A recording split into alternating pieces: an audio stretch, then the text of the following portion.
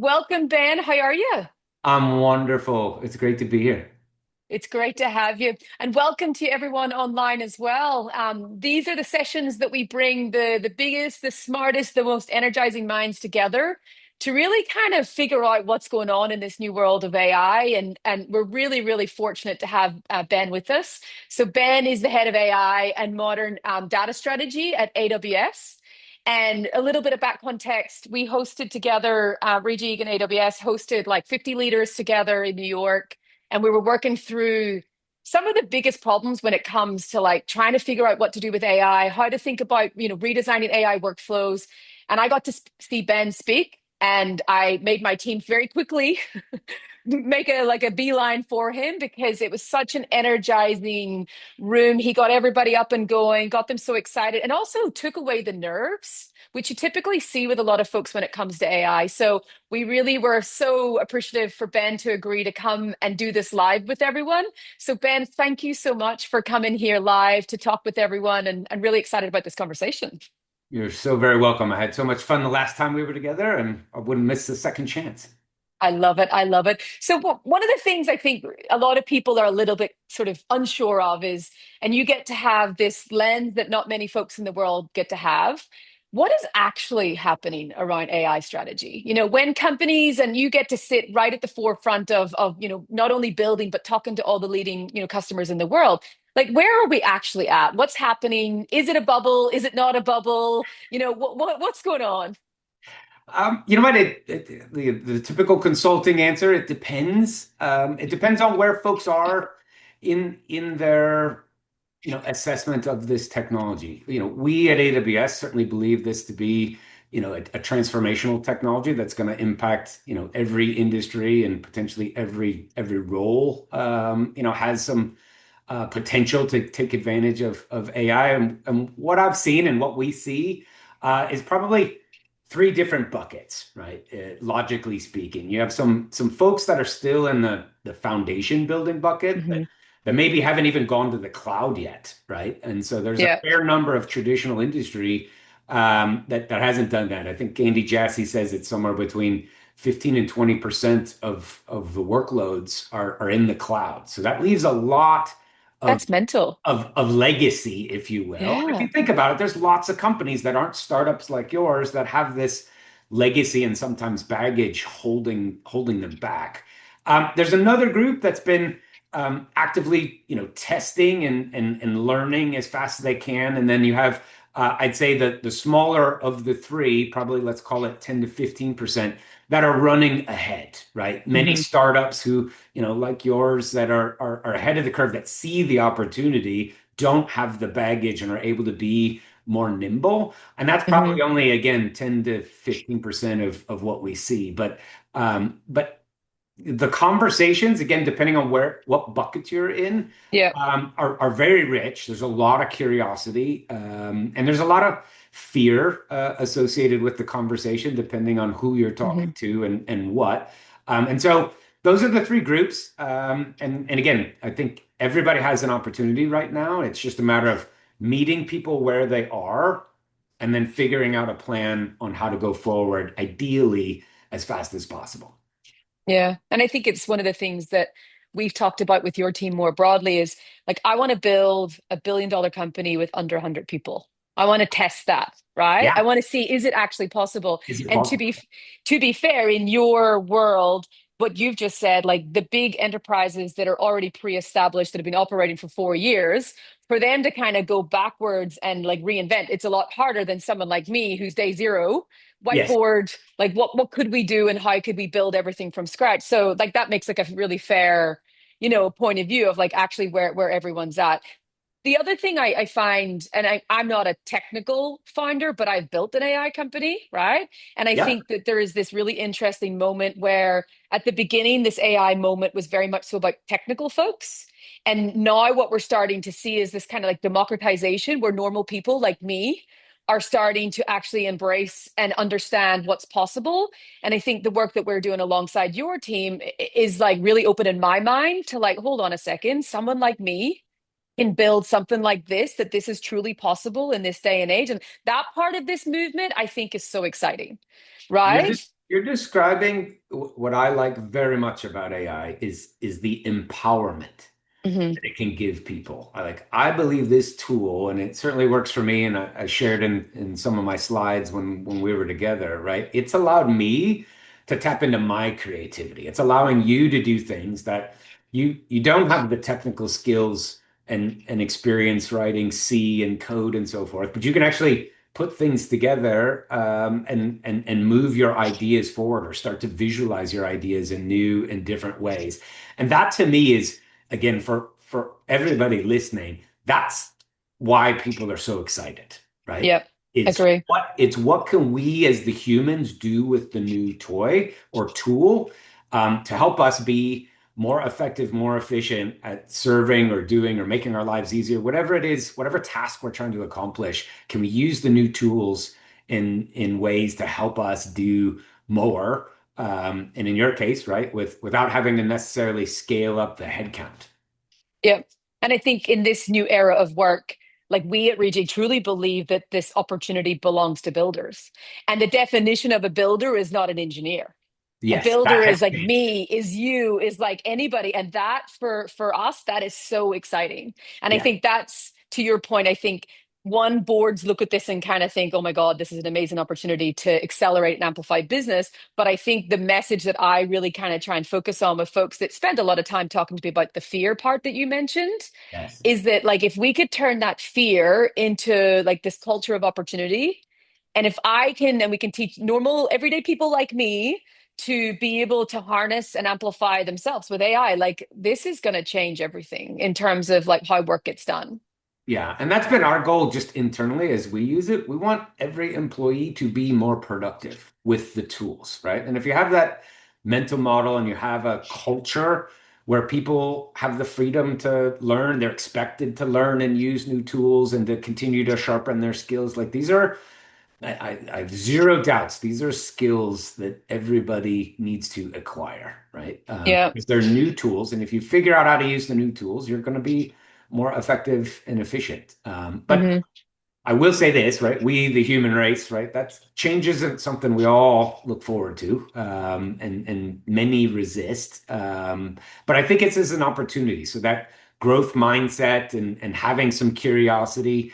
But I think as leaders too, and we talked about this earlier, right? This is a leadership moment, right? Like this is a big leadership moment where you have to set a direction and a vision for your company, an expectation for your people, and if you do that, right, you can make the culture change that may be required. You're creating a culture in your company, and some larger organizations have a culture maybe that's been codified by Hmm. process, by paper, by, we've always done it this way.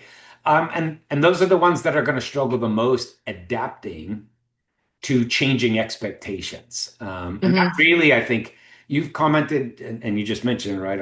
Our ability, anybody's ability to be more creative and to build has just been like the barrier to entry is just almost eliminated because you can write English words and start to see things that are backed by code, right? But Yeah. you didn't have to write any. And that's a very new and powerful thing. And I mean, vibe coding's only existed for 12 months, right? It's Hmm. still very, very new. But it's incredibly exciting to be able to get business people who are not engineers to visualize, experience possible solutions to their problems, and to accelerate that solutioning, right? And that's really what I'm most excited about is AI helps speed up that process, and it means we'll be able to solve more problems faster. Yeah. One of the things that we have seen, and don't know if sort of your view on this, but when the whole AI moment started, everyone bought tools and said to all their employees, now go and do this. And then everyone was expecting that like productivity would go off the charts and nothing really kind of like happened. And everyone's view was, oh, okay, this whole thing is not working. And my take on that is like, well, one, no one has a clue how to use this thing. We haven't actually enabled these folks to do it. And also, like, if you're in a rowing boat and everyone is allowed to row in a different direction, you don't really go far. right? No, So you actually have this get around in a circle. anti-velocity, which is like the whole promise of AI is velocity. And if we do that, so a lot of what we talk about is, and my brain's thinking about this because your point about the leadership is really important. Like the leadership expectation right now that you're not just going to throw out, ChatGPT or Copilot across the business and expect suddenly the business to redesign work and actually make AI workflows and have everybody kind of doing things in different patterns. That doesn't work. What are you seeing kind of similar themes to that are kind of big no-goes that folks need to kind of watch out for? That, what have you seen over your travels when you're talking to leaders that like things they got wrong that they kind of wish they didn't spend millions of dollars on if they knew how to do it in a different way? Like, what have you seen around leadership? You know what? It's interesting. I think just rolling it out. I talked to some companies and I'm like, what's your AI strategy? Or more importantly, what's your business strategy that's AI enabled? Is a better way to say it. I'll be a little controversial being the head of AI business development that I don't think you should have a just an AI strategy because that Hmm. often gets delegated to the IT team to go deal with that. And if companies treat AI as just any other IT project, it will not meet expectations.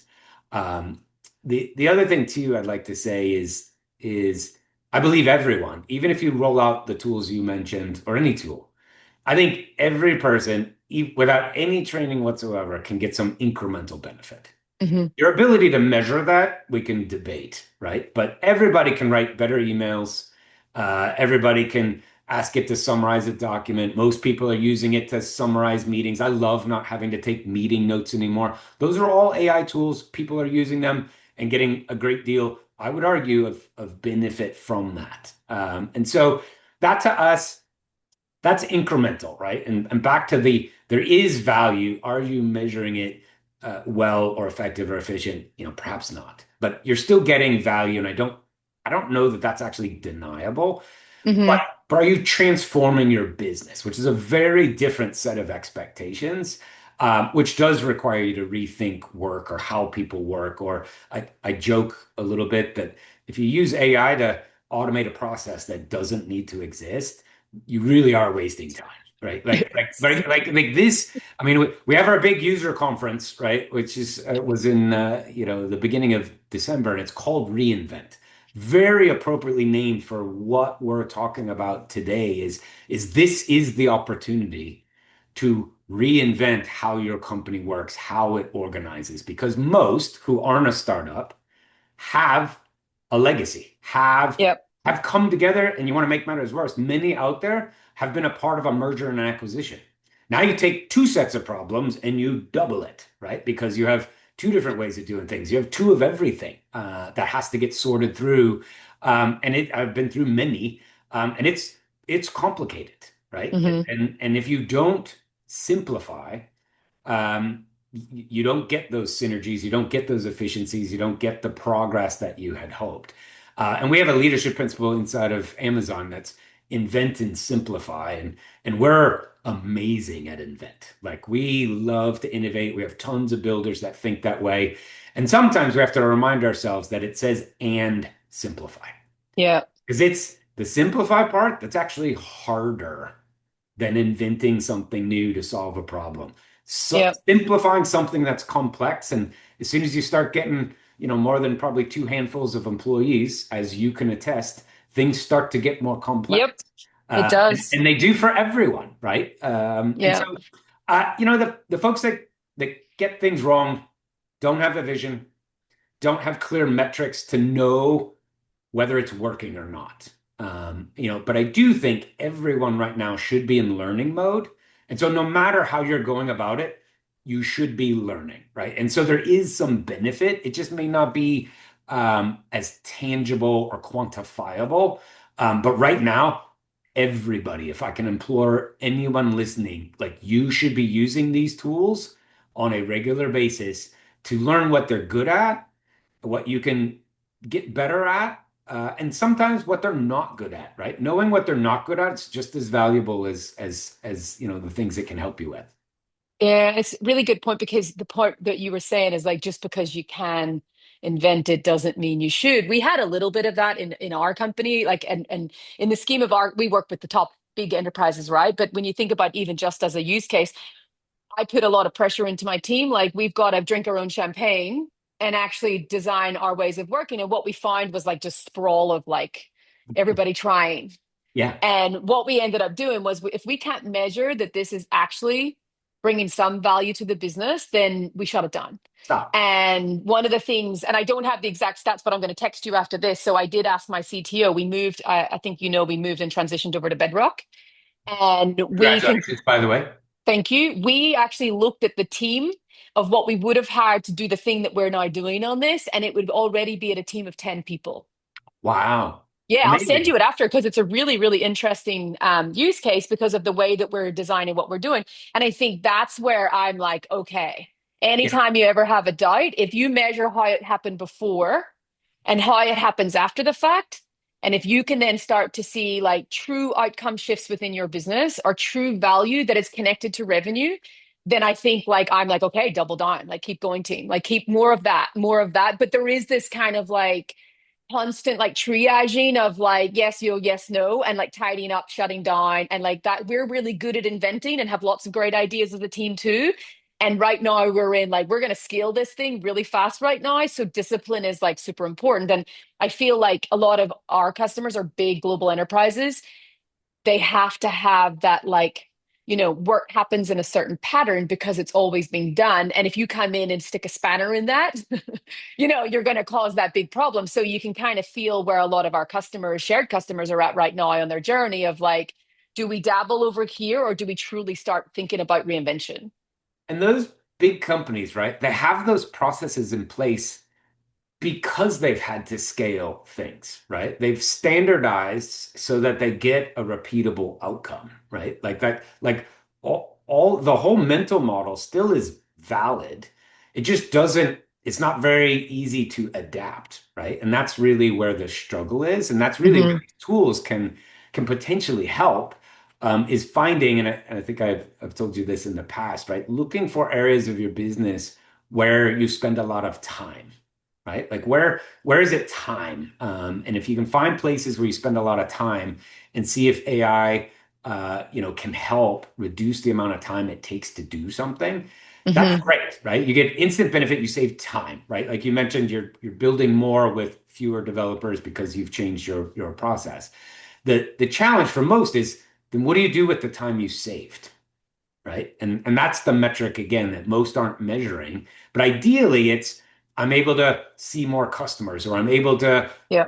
do the next feature faster, or I'm able to, reduce the number of meetings I have that are internal, and now, focus more on external, value added things. So, and that's really again when I say leadership moment, it's great to have these tools, but we as leaders actually have to change.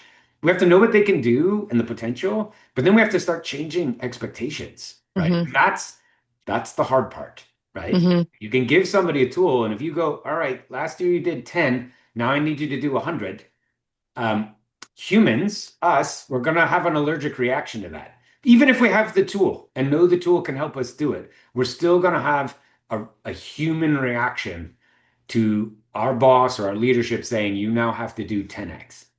And that is that leadership moment where we have to bring people along, and that's where this learning and building their confidence so that that adjustment isn't so visceral or Yeah. such an allergic reaction. Because if anything, you want them to go, no, I can do more, give me more, give me more. Like that's And then pay me culture. for Yeah, well, yeah, it. exactly right. Exactly right. Because that's the next thing, right? It's like if you turn the whole world into builders, and if everyone's like 100x, it kind of defeats. And this is one thing at Reejig that we're trying to figure out, that we're like, in a world where we do build $1 billion company with 100 people, how does it completely structurally change how reward works? Yes. Right? Like, and this is like I don't know how to answer that, trying to figure it out thing, but it's going Right. to be really interesting to see how does work shift and how to like, how does the social contract of work change in a world where like truly AI starts to happen. And we're like super focused. One of the things that you said, which was really interesting because it's validating something that we've been talking about with customers. So we go into a lot of customers and very large global enterprises, and they've done these kind of performance theater of like AI. So they've brought in consultants, done these big things, haven't really moved the needle on a lot, like small pockets of stuff. But what we're starting to see with customers is that when we actually looked at like what actually were you doing, that a lot of it wasn't really connected to actual things that bring the business value. Sure. So like we kind of say to customers, like you need a mental motive, like think of it as like a decision making support where if does this task and workflow help you make more money? Does it help you like remove low value work that costs you money? Right. Does it help you avoid risk, which costs you money? Yep. Does it remove no joy work from your people? And like again, that's linked to money because if your people stay longer because you make it a happier place to work, you Right. save money. So a Yep. lot of what we're kind of pushing customers to say is like, we're not going to go after everything. We're going Yeah. to be really strategic and we got to make sure that anything we chase has to fit into one of those buckets. Good. The one thing that we're doing with other customers, so one of our customers is really obsessed with being the most creative company in the world Wow. and they believe that will help them make more money. So now we're actually defining like what tasks and workflows are connected to creativity. So think Sure. of like creating new products, like just more innovation and like can we prove? So everything that you're saying is really validating the model that we're seeing with customers that at the leadership level, if we can help make good decisions on where do they go, but then we have to measure the outcome shift. So if you've got salespeople that need to book 5 meetings a week, you want to see them book 7. Yes. I love that you're saying that. If I really hope we can stop using the term proof of concept, Yep. and it truly should be proof of value. Yep. To your point, what value do we think this is going to create? And then can we put a test in place to see that yes, it does. But then you said something earlier too about scale, which is really important, right? Because you can do something in the lab that looks good, but then when you roll it out, it doesn't quite work like it did in the lab, right? And then therefore, it doesn't actually solve the problem that you were trying to solve in the first place. So you've got to make sure that your proofs are grounded in reality. Like, do you have access to the data that AI is going to need to do Hmm. not just a test set of data, but actually all the data that you're going to need. But proving value, I think grounding and working backwards, as we call it, that's what our mechanism is here at AWS. Working backwards from the problem or the value proposition is it should be your why, right? Like Yep. you have to have a why. And I think you alluded to this and stated like just giving everybody the tool and seeing what happens. Something's going to happen, right? But it won't be orchestrated or organized. I do think you need to help build people's confidence and empower to go like here, like we want you to think about like you know your job better than anybody else, Hmm. right? Like, so use these tools to figure out how you can do your job better, right? Like, versus a top down or a centralized, we're going to do all the innovation over here, and then we're going to roll that innovation out to everyone. I Hmm. think it's a little bit of both, right? Like, you need some center of excellence that's really able to go deep and make sure that the things you're building are secure, are scalable, are going to hold up to the test of time. And if you're in a regulatory environment or have to deal with payments or anything like that, you stay compliant and out of jail. That'd be nice. Yeah. But Save the then, legal fees. but, but you don't also want to say, all right, like you don't, and I'll say this to everyone, right? Like if you don't provide the tools to your people, they will start using this to do Yeah. 100%. They they will. screenshot it. They'll They, screenshot. your Yep. data is flying out of your Totally. organization if you haven't given them the tools. And so I think this is an important, again, leadership moment where you need a feedback loop to learn from each other. We have something called, and there are several podcasts on like how I AI, right? And we have Yep. meetings where we just share. And here's the crazy thing. I've had people develop stuff and like, here, look at it. And I'm like, what do I do with it? Like, I don't even know where to start. Like, show me what you did, right? And have Hmm. it be a little more of a tutorial and make Yep. it a little more practical. And that's where we've seen some, some benefit where somebody created something and now three other people are using it, right? Now you're starting to scale out the innovation, and it doesn't all have to be trapped inside engineering or in this small group. But you've got to have that sharing mechanism, or you're just you're going to have a suboptimal experience. Yeah, there's two questions in the Yeah, chat. go ahead. I'm gonna chuck them into the room for us because I think they're really good. There's one from Mark where he's asking about like they're all chatting on the channel about what we call the work map, and he's Okay. asking for more definition. So the clarity of just for folks to know, like what we do at Reejig is we basically give companies an out of the box view of work, and when we say work, we're talking task, subtask. We basically give you like the map of your company so that you can then GPS your way around and figure out where is the best place to do it. And like me and Ben were talking about, like we're directing you to like things that are worth value to the company. Like, does it save me money? Does it reduce risk if we were to use AI for this moment? So imagine that that's like step one. And then Doug is asking a question, Ben, where basically when you get to that point, how do you decide what is like leader directed versus team discovered? Like, how do you like, because I've got a cheeky perspective on this that like there's like definitely a point of view that top down, if you're working in a factory, and like one of my best experiences of 2025 was I got to go to the AWS Formula One experience. And Love it was it. really cool. And Yes. I sat there like drinking a glass of champagne, right? And I couldn't Lovely. believe that I got to go to this thing. And I was looking at the pit stop of the team. And I Yeah. was thinking, like, how do I build that in my company? Like the Right. best companies in the world, like how do they put a team together to do that? Because that was like so inspirational for me. I was like, holy moly, like how do I do that in like team? And you can't just have everyone randomly deciding what they want to do in that pit stop moment. That Nope. has to be a very clear, leadership approved, optimized moment of like speed and accuracy and energy and like in sync and chemistry with the team. So Yes. like there's like that side, but then there is your what you've described also on the other side is that localized team. How do you make the decision on what and when to do what, which one? Like, what do you think about that? Because Doug's question is really good and it feeds off Yeah. Mark's question too. Yeah, I think it starts with how well can you describe the task? If you can describe the task with excruciating detail, because it's repetitive, and how often does the task have to happen? That's also equally Yep. important. If it And happens effort once a level. year, Yeah. if it happens once a year, don't build AI to do it, Yep. right? Like it's just that level of effort is probably not worth it, right? So you want volume and repetition are the areas that I'd draw your attention to. The other thing is it clear what information is coming in and what information needs to go out so that you know what when you have the complete data set in order for AI to go do it, and then you have a test to make sure AI did it correctly, right? And if Hmm. you can define those three things, the inputs, the what needs to happen, and the outputs, that to me is ripe for automation, and it's a high volume activity. So, for example, at many small, medium businesses, they get invoices that have to get entered into their accounting system, right? And that process is usually manual.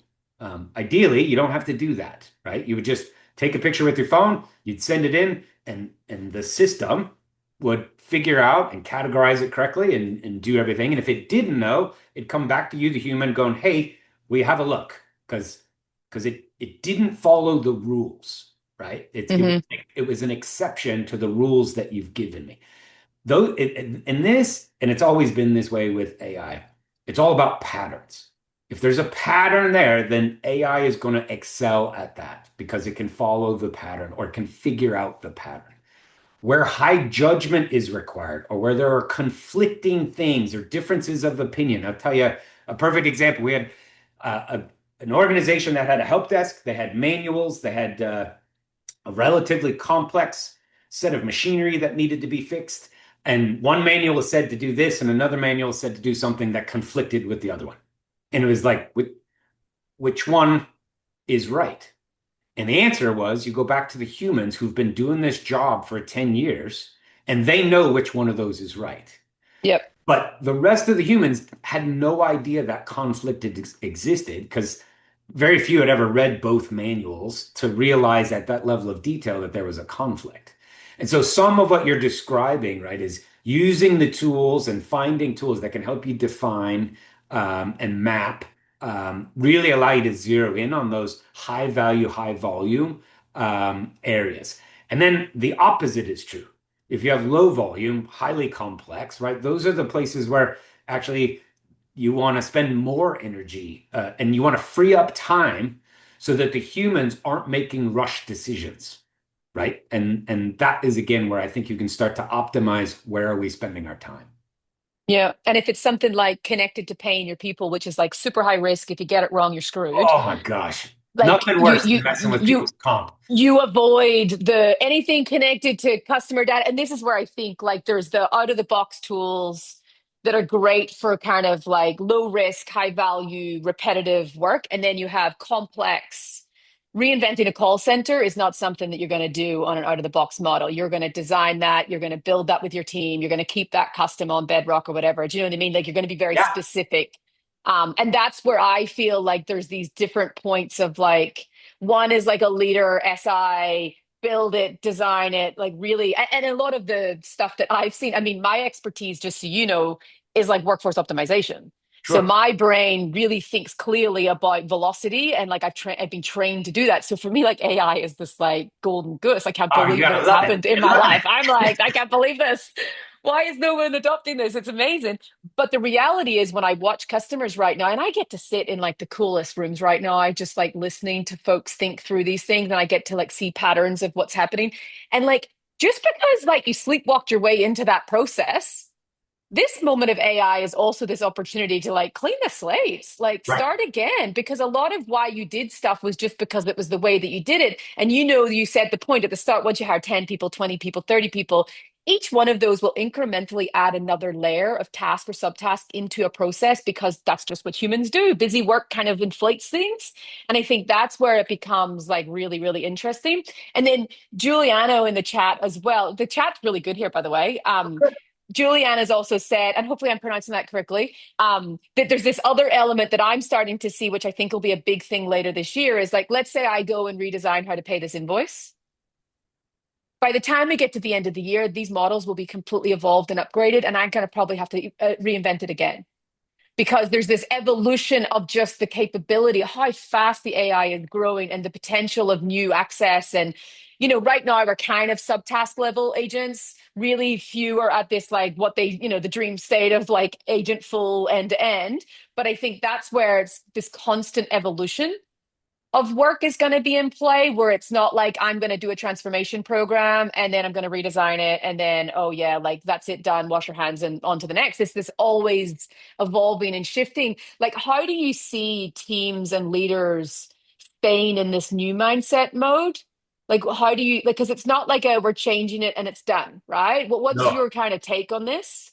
Yeah, we're trying to, and again, the technical folks have been at it for a while with agile development and trying to be more iterative. We need the business teams to also adjust their thinking on how problems get solved, and not let the pursuit of perfect get in the way of Mm. good, and really being able to assess risk, like is this good enough to learn from, and if we iterate fast, it's better to get some value now versus zero and wait. And so having an iterative mindset, these models are going to continue and everything is going to continue to get better. And I think as we build and architect, you're going to need a couple of things. One, you're going to need to have a mental model that what you're building isn't forever. And that's not how we used to build things, right? You know, the software creators before you, built things to last, and they would just add features and it would just grow and become Yeah. this big monolith, right? And gone are those days, right? And I think people can appreciate that. Um, but ultimately, again, that mindset of I need to build into my process the ability to adapt, which means I need a checkpoint to validate, is this still working? Right? And if not, I need a feedback loop to go, why not? And then I need to adapt to the changing, whatever market, customer need, could be compliance, like whatever happens to be. But we've talked about this in the past. It's my fundamental belief that how companies compete is going to change in the AI era, and it will Hmm. be predicated on how well do you know your customer and how fast can you adapt to their needs. Yep. Because those two things are going to be critical components to being successful. And so you have to have those feedback loops, but then you have to be able to adapt. And not all companies um, have that as a superpower. Hmm. It's an opportunity. Some cultures are real resistant to that kind of change.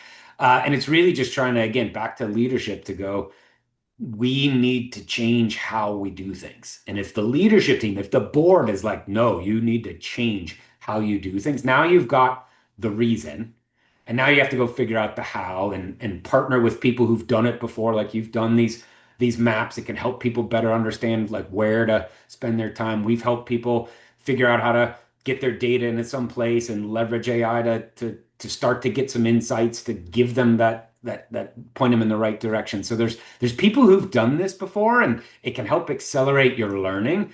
But ultimately it comes down to you, your organization, and what do you want to be known for in two Yep. years? Not 10 years, like 2 years. Like what are you going to be known for?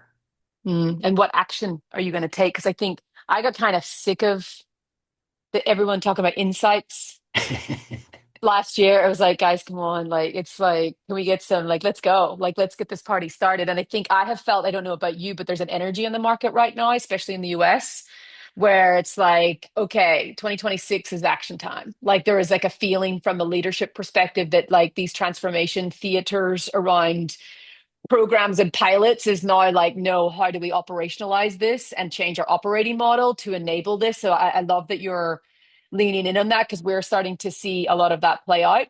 One of the things that's really helped, and I've seen this play out with my team. So when we get brought in, it's the customers have either, they're kind of at all different stages. They're like thinking about it, have tried and failed, kind of don't know what they're doing. Like they're all at different stages, but they all have the same kind of consistent recipe for us where like they need to understand their work, they need to know what AI to use. They need to know how to reinvent the actual workflow for an agent. So we create these like AI workflows. And we used to do these kind of like transformation programs where we would like make it a lot more serious and like, sponsorship and all of this stuff. What we have found as we've shifted this probably in the last maybe 9 to 12 months is we've moved into a different operating model where we're driving customers and seeing a completely different result. So we've moved from this like strict transformation style thing into like stealth change management.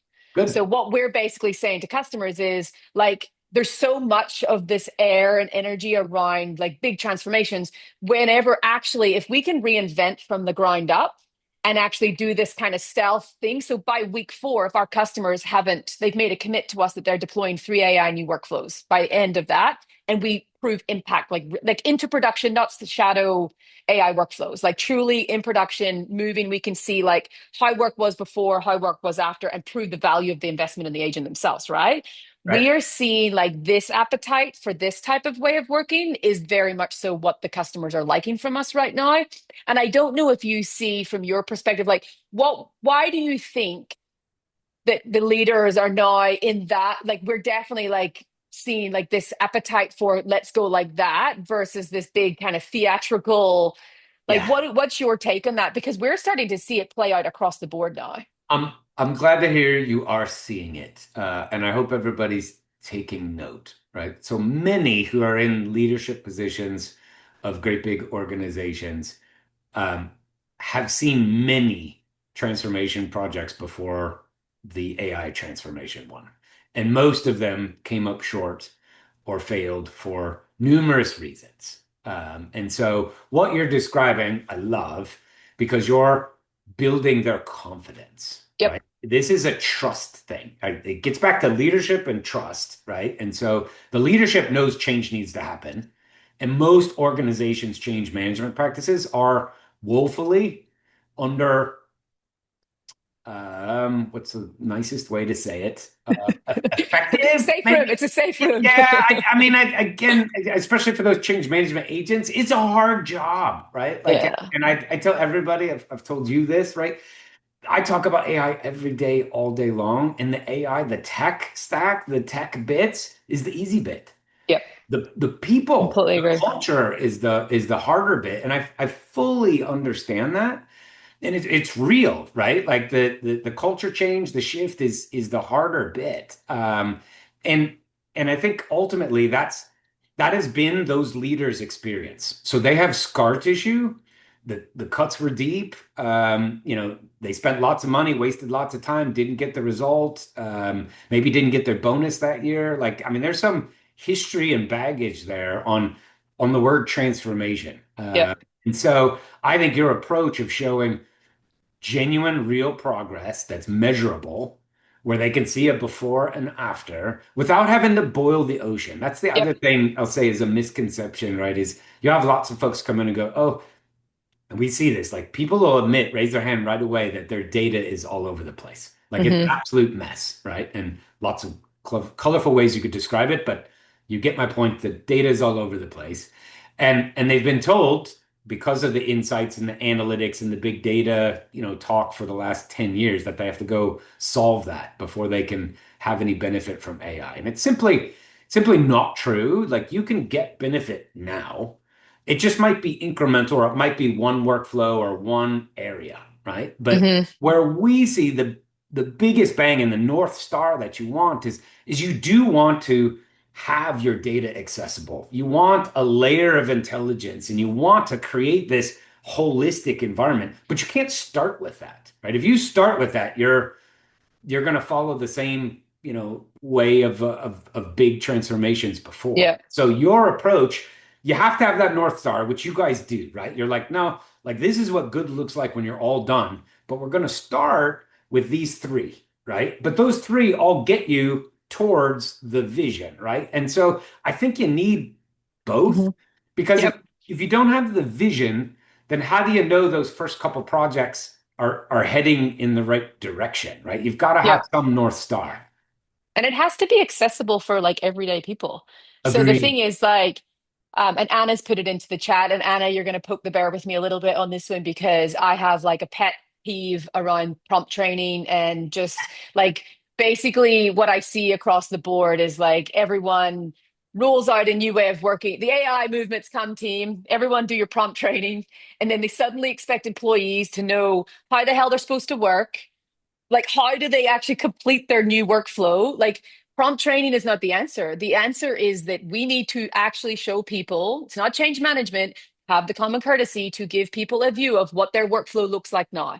Like really simple, if your job is to pay an invoice at Reejig, here is the steps that you must take now to pay that invoice. Like as Yeah. simple as that sounds. And you know what, no one's doing that, and it's nuts. Like it's like how do you expect people to like adopt, and then they don't want to ask because then they feel like Yeah. they're inappropriate, and then they get more afraid and more afraid of AI. So I think there's this moment with HR people, and like I think there is this opportunity for HR to step in right now. Like Yeah. how do we turn traditional HR practices into this like workforce innovation squad, and they sit half in IT and they sit half within HR? Because to be clear, IT don't know how to do this. They know the tools, but they have no idea about work. Right. The closest capability to work is actually HR folks. They're the closest in terms of like skill set of like a central place. And you see like skilling and capability teams, and there's job architecture teams. These are all teams that basically sit in the business that have more of the skills than probably most. And I think, the session that you ran was like SVPs of like the biggest companies in the world, and it was HR. And they are sitting in this world where the CIO is saying, we need to do this. We need to figure out how. And there's this coming together moment, kind of like one of our CHRO customers said it's like a COVID moment. Yeah. CFO, CIO, CHRO have to buddy up now because Yeah. this is not one department. This is like a whole department. And I think the moment where this tooling moment actually becomes a workforce innovation moment is when they're all together. And I think that's where the opportunity, but like if we are simply rolling out tools to the company and telling people to do prompt training, and then we're all cranky because the work hasn't got faster, I think we like actually have to get our shit together a little bit on that one because it infuriates me. And then all the people feel like they're stupid and that they're Yeah. left behind and that they now fear the AI. So Yeah. like we're really kind of a bit feisty on that one. And I think, like a lot of folks that I talk to, it's a courage thing. It's like Yeah. that they need you need to take the time just to give them that moment. You Like let them have do. that moment, right? I think I think we need to lead with empathy. We have to acknowledge the fear that exists, and we need to listen. This is something new to learn, and everybody learns differently. But I think with encouragement, and you mentioned it, right? HR, there should be incentives. They should make it fun. There should be games or prizes or whatever. We call them hackathons, which is probably poorly named for business people. Hackathons definitely something a little more Agree. IT oriented, but you can have innovation days, right? Call it whatever you want. But where you step people through solving a problem and they type the things in and they see what it does. I did one and I had the aha moment where we had somebody walk me through using English words only, creating a chess tutorial application. Right? That's what it was. It was a simple, I love chess and I'd love to learn more about it, but that was the problem I was solving. And I started with English, like, hey, this is the problem I'm trying to solve. And it stepped me through, okay, I want beginner, intermediate, and expert. And then the answer, and you'll love this, was in a terminal window with all letters like back from the 80s. And I'm like, no, no, no, I want a web UI that looks pretty. And then all of a sudden I had a chessboard and I can move pieces. And I didn't write a line of code. It Yep. it did it all itself, and it allowed me to go A, see what's possible. B, I did it with English words, and then I was able to go, okay, how could I now that I've built something, right? How can I now think about my job, right? And that was a real innocent way to just follow the bouncing ball, right? Hmm. And I mean, we all learn to read somehow, right? And so this is that moment where you don't want it to just be a free for all. You want people to feel safe to ask questions. And here's what I'll say to everybody who's started to use these tools. You are going to have good days and bad days. You're going to have days where you're like, oh my gosh, this was the coolest thing ever. I didn't think it could do it. Wow, I am falling off my chair. And then you're going to have days where you are trying to get the damn thing to do exactly what you want. Yeah. And it refuses to do what you're saying. Yeah.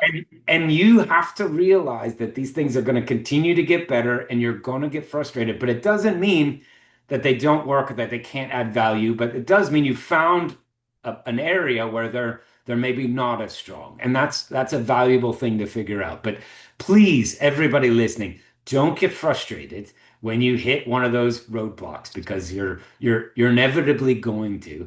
The other thing I say too is these things are amazing, it appears, at things you don't know anything about.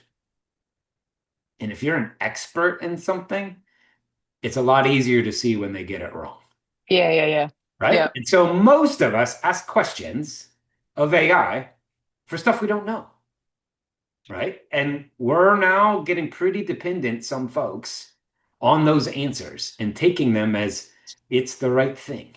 And I would say, again, if you haven't done the job of putting your corporate data married up with one of these big models and created a solution so that you have the checks and balances in place, then we need to keep our critical thinking skills and double check that it is the right answer. We still need to validate. There's plenty of press about people taking things and just using it as their work product and getting a quite And a then charging for it. yeah, yeah, yeah, indeed. And then Uh, getting you, caught. you can read up. I won't point any fingers or throw any Either shade, will I. but Either but will but I. you all can do your own research. But just, I mean, again, please, like, double check, right? Like, Yeah. make sure that what you're doing is authentic. These things are incredibly powerful, but we, the humans, still need to be in the loop, making sure and validating. Those checks and balances are absolutely critical. Yeah, I think there's just this incredible moment in time where anything is possible from a rethinking perspective. It kind of opens up this other kind of first principle, day zero, like when it comes to work redesign, when it comes to just how you as an individual do your work. Like, look at me, like I'm a CEO that like I use AI. I have no clue about a whole pile of stuff. And the point you made is so true. If you trust it too much and you send it to the board, Yeah. and then you have to go, oops, sorry about that. Like it's a real thing to just factor in whenever you're operating, right?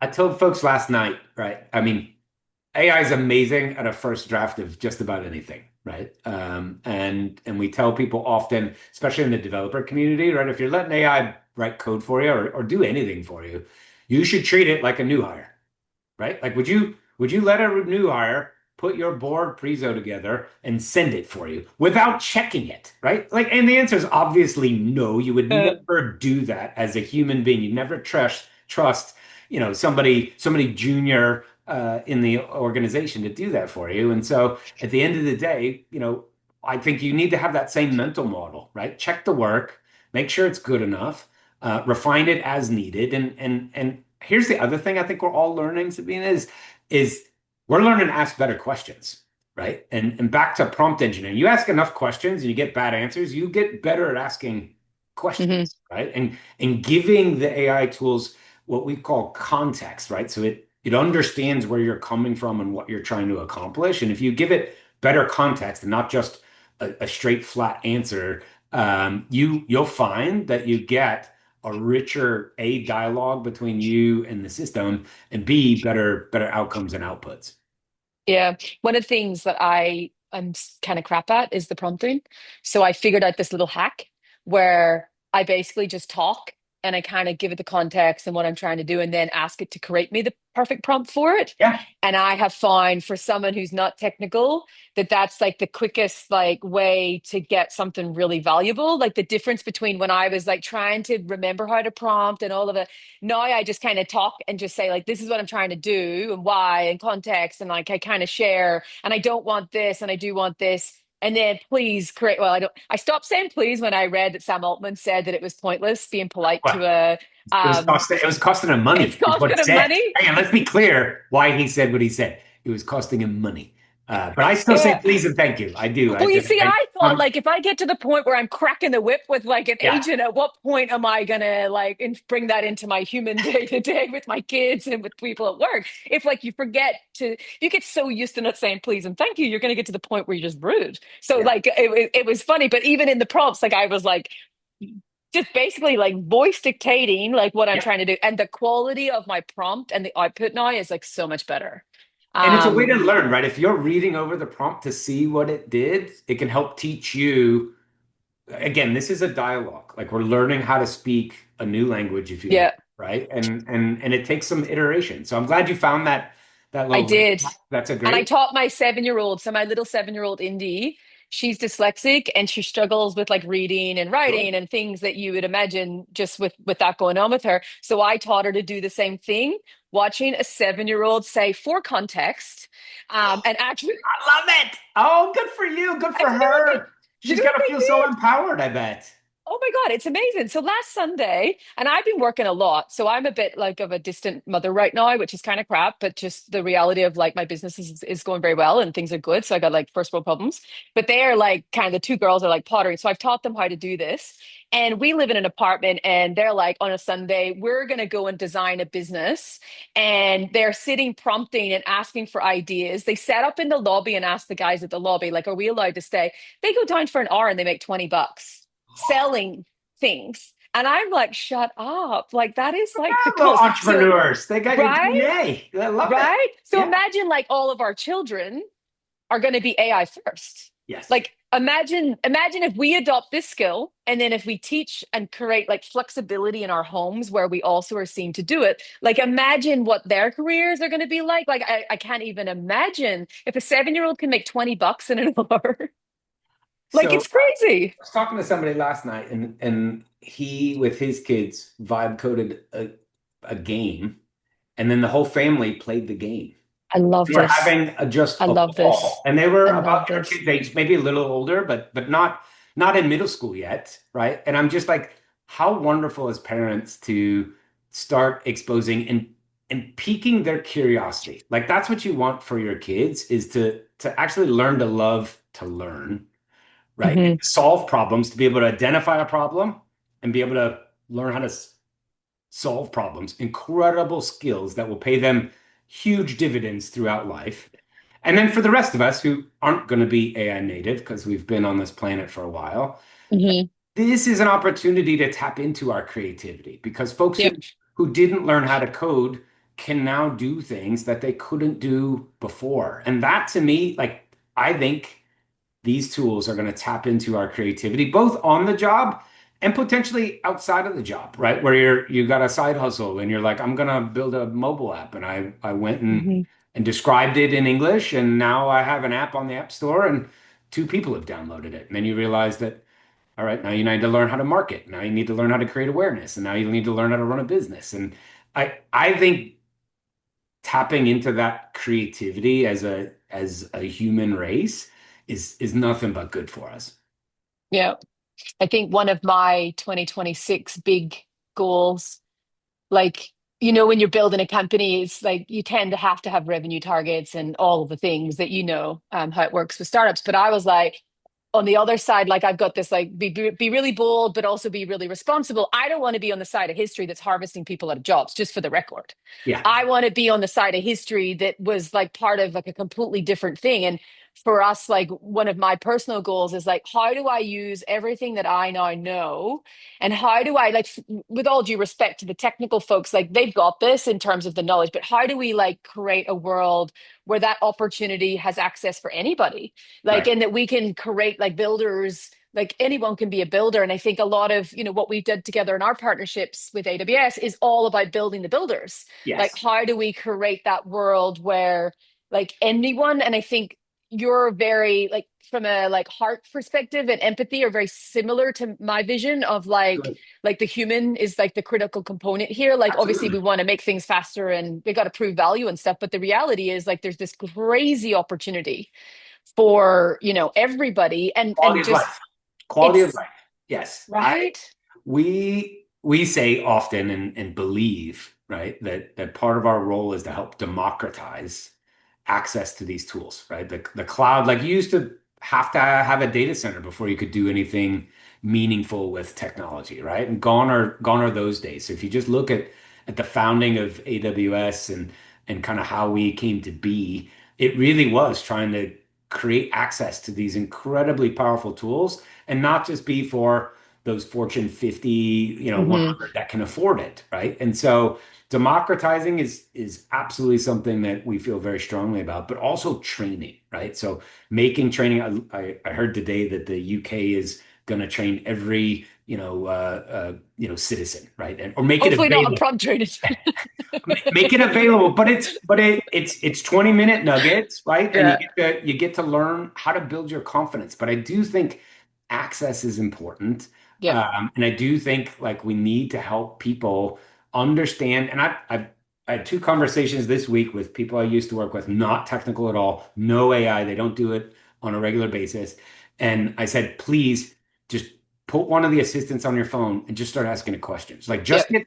just get started. Ask it to you're going on a trip, like ask it to plan your itinerary or give you restaurant reviews or like just start asking it questions so that you can start to get more comfortable. And as you do, you'll get more and more sophisticated and you'll learn what it can and can't do. But like to me, I can't stress enough, Hmm. like nobody's got more than a 2 year head start on on you, right? Like and anybody, right? And this stuff is changing so fast, right? That if anybody says they know all of it, I Hmm. would argue that perhaps they might not be telling the full truth. Don't buy whatever they're selling. It's just, and here's the other thing, just from a very empathetic point of view, like like there's so much change going on that it is overwhelming, or it can be overwhelming, and Yeah. we just need to give each other some grace and go, just learn as much as you can, learn as fast as you can. But right now, like that's the big moral of the story is start using it. Find people who can help you learn faster is a great way to accelerate what you're trying to do. But have a goal in mind, like your approach. Like there has to be value, or or you shouldn't do it. Like otherwise you're just Hmm. wasting time and nobody has extra time. Yep, agreed. I know we're at time, but I've got one more quick question for you. Love So it. we've talked a lot about where we're at today and kind of like the coming up, but like, where do you see the big, like, what's the next big thing coming that we got to keep an eye on? Like, what are we all not sort of aware of that we should be thinking through when it comes to AI? So we made some announcements this summer, and I love the company I work with because we're always thinking ahead of the problems that are going to be. And certainly we're reactive when we take customer feedback. We're always trying to anticipate, and often we're trying to solve our own problems because that's where we're at in the learning curve. We have a vision of there being, millions and billions of agents doing varieties of work, and that creates solutions to certain problems. It also creates new problems, right? Which is orchestration, monitoring, authentication. How do you evaluate when the agent is no longer doing what you wanted it to do? Like, how do you know when it's not? Like, how do you double check? So there is a monitoring, governance, security, like all of these agents. I mean, if you watched any news about Claudebot or Moltbot now, Hmm. like, woo, it's great. Like, look what it could do. And then all of a sudden, like an hour later, it was like somebody took over my machine and is sending out emails on my behalf. And I'm like, what did you think was going to happen? Right? Yeah. Like so we have to go forward like with security, data protection, like scalability. Like there's some just must-haves when it comes to running an organization of scale and size that are just expected, right? And we can't lose sight of those things in the AI era, those still hold true. And so we're trying to make it easier to evaluate models, evaluate agents, be able to see which ones are better, what the cost profile is, so that you can constantly be adjusting and evaluating. Authentication, right? So it's you and I authenticate when we go in the machine. Well, when the machine's talking to the machine, who's authenticating? Yeah, yeah, true, and true, true. and what should it be allowed to do and on whose behalf, right? Mm-hmm. And so cascading that rights and data protection, beyond just the human, Yeah. is really important. So I think at the end of the day, we're going to solve a lot of things, and then we're going to learn that there are new problems. I don't think there'll be fewer problems in the future. Hmm. We're we're wonderful at finding new ones, right? And so those are the challenges that are before all of us. I love it. I love talking to you. I love your energy. I love just where your brain goes in these conversations. And I love that at a moral level, we're actually very in sync. So Ben, thank you. I know how busy you Sure. are. I'm so grateful for the opportunity to get you here to talk live to everyone. For the folks that are on the Peloton or walking the dog, thank you so much Keep for going. You can listening do it. to, yeah, exactly. Speed us up to There you go. 1.5. To everyone online as well, thank you so much, folks. My team have put in the channel as well. If anyone wants to, find out more information about Reejig and what we're doing, or get access to some free data to do some job analysis, let us know. We can send that over as well. And thank you to everyone. See you later, Ben. Always a pleasure. Cheers. Thanks for having me. Take care. Bye, team.